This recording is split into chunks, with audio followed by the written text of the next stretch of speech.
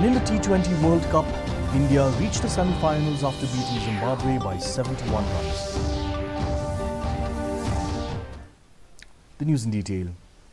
With 5 days to go before the launch of the second Northeast Olympic Games 2022, a rousing song that will be the official anthem of the event was released on Saturday. The anthem, played by folk fusion band Somersault and artists from each of the other 7 Northeast states. The chief guest at the launch function was Commissioner and Secretary to the Government of Meghalaya, Dr. Vijay Kumar D, IAS.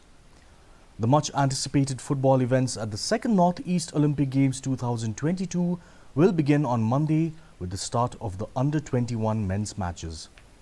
All the matches will be played at the MFA turf at 3rd Ground Polo, and spectators are welcome, but seating is limited.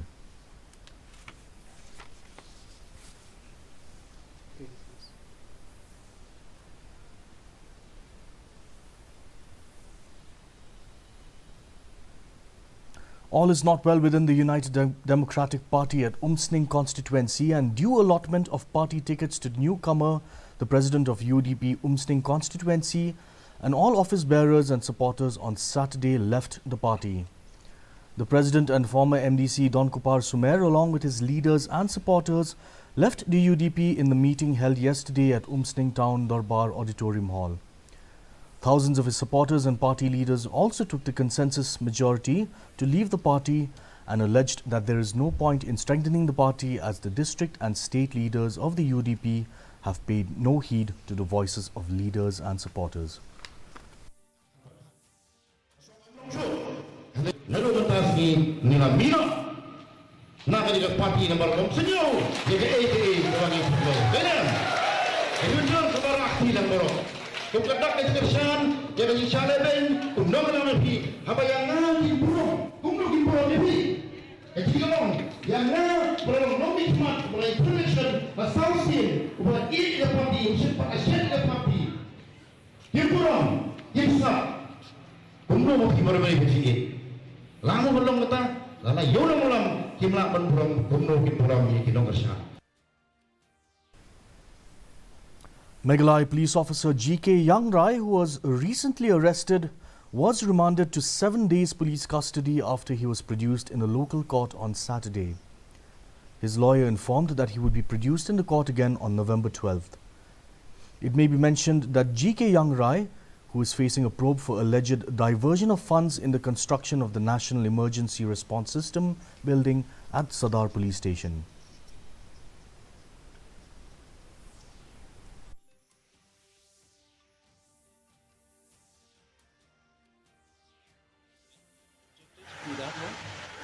However, for the interest of the case, the court has given 7 days of police custody, and he will be produced on the 12th of November, and the court has directed the IO to ensure the safety of Mr. Youngrai with regard to his health and his medication, and has been directed to produce for medical checkup every 48 hours. The Assam Rifles organized the second edition of the half marathon as part of Azadi Ka Amrit Mahotsav celebration on November 6th at the headquarters of the Directorate General Assam Rifles, Laikor, Shillong. The half marathon commemorates 76 years of progressive India and the glorious history of its people, culture, achievements, and further promotes the Fit India movement.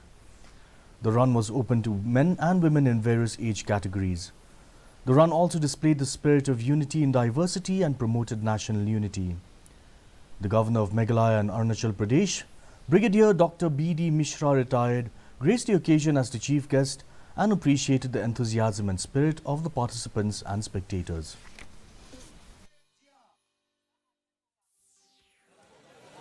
हमारा जो 75वां साल चल रहा है आजादी का अमृत महोत्सव, उसके उपलक्ष्य में ये सब कार्यक्रम हो रहे हैं। तो मित्रों, मैं आपको ये बताना चाहता हूं कि ये आजादी जो हम लोगों को मिली थी 75 साल पहले, ये कितनी बेशकीमती है, क्योंकि इसमें मैं नहीं समझता हूं कि कोई ऐसा है जो कि उस वक्त 15 अगस्त 1947 को सूझबूझ में रहा होगा और 15 अगस्त 1947 को आज़ादी के उस दिन हिस्सा लिए होगा उस महोत्सव में मैं था। मैं उस वक्त 5वीं क्लास में पढ़ता था। The concluding ceremony for the Vigilance Awareness Week of Power Grid was held on Friday. Ukataki CGM in charge NERTS said that they have organized different kinds of programs such as debates and drawing to spread the message of corruption-free India. He also said that every citizen should contribute in making the country corruption-free.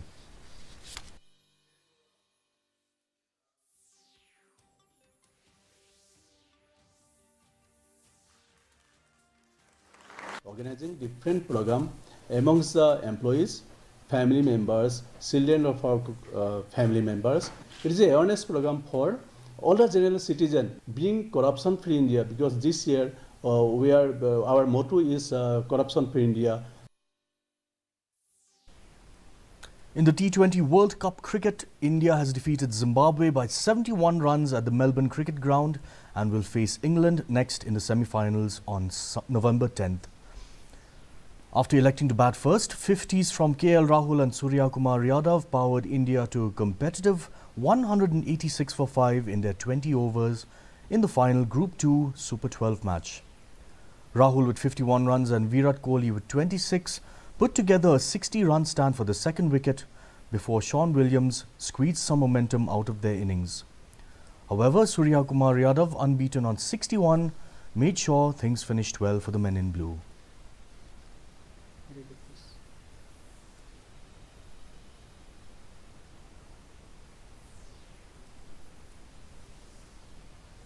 And now for a look at the weather.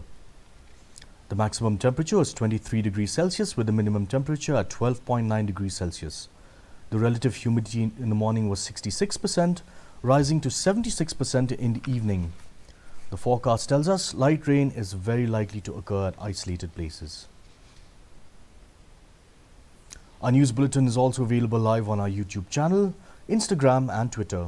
In addition to watching on television, viewers may now visit the DD News Shillong YouTube channel to tune in to our daily bulletin. And now for a quick recap of today's top stories. Rousing second Northeast Olympic Games 2022 anthem launched.